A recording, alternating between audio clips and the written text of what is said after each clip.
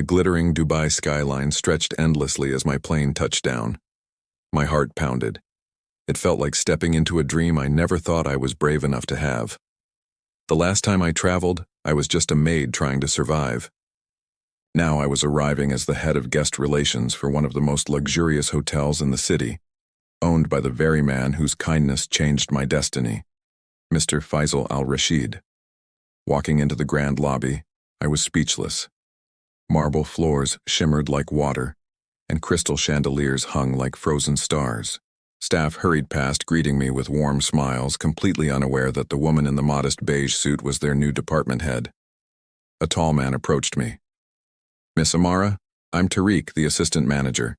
Mr. Faisal told us you'd be arriving today. Welcome to Dubai." I smiled politely. "Thank you, I'm honored to be here." As Tariq showed me around, I noticed something familiar in the staff's energy, a faint arrogance beneath their polished exteriors. It was like some believed their uniforms made them superior. That subtle attitude, I realized, was exactly why Mr. Faisal had sent me. Later that evening, I met with the senior management team. They were clearly curious about me, a young woman with no elite background, no wealthy family, and a history as a maid. One of the older supervisors leaned back and smirked. "So, Miss Amara, Mr. Faisal must really trust you," he said sarcastically. "It's not often he brings someone directly from housekeeping into management." I met his gaze calmly. "Yes," I said softly. "He trusts people who prove themselves through action, not appearance."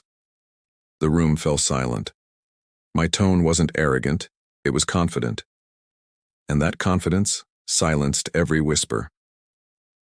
Over the next few weeks, I immersed myself in my work. I observed every department, not commanding with authority, but leading with empathy.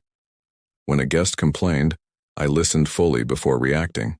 When a staff member made a mistake, I taught them instead of scolding them. Slowly, my approach began to change the atmosphere. One night, I saw a young janitor struggling with a heavy cleaning cart. The security guard just laughed. "You'll get stronger if you keep at it, boy." I stepped forward and helped the janitor lift the cart. "Don't hurt yourself," I said kindly. The boy's eyes widened. "You're the manager, and you're helping me." I smiled. "We're all helping each other. That's how a team works." The security guard looked embarrassed and muttered an apology. I simply said, "Respect is not a rule. It's a choice." That one line started to spread among the staff. Mr. Faisal visited occasionally, always observing quietly. One afternoon, he called me to his office overlooking the ocean. "You've done more than I expected, Amara," he said, smiling proudly. "The staff talk about you with admiration and fear." I blushed. "Fear?" "Yes," he chuckled.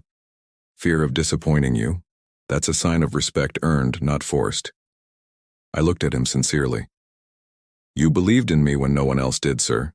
I just want to make sure I never let you down." His expression softened.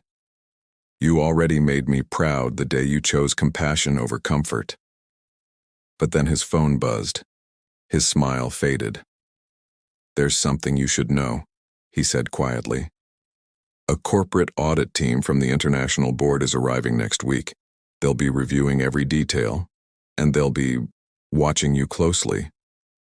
I straightened my back, my confidence steady. "Then I'll give them something worth watching."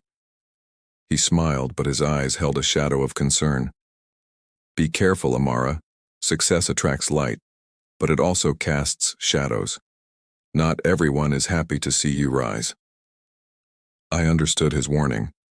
I could already sense the jealousy growing among some colleagues, whispering behind my back, waiting for me to fail. But I had faced far worse and overcome it all. As I left his office and looked out at the glittering Dubai skyline, I whispered to myself, I didn't come this far just to stop now.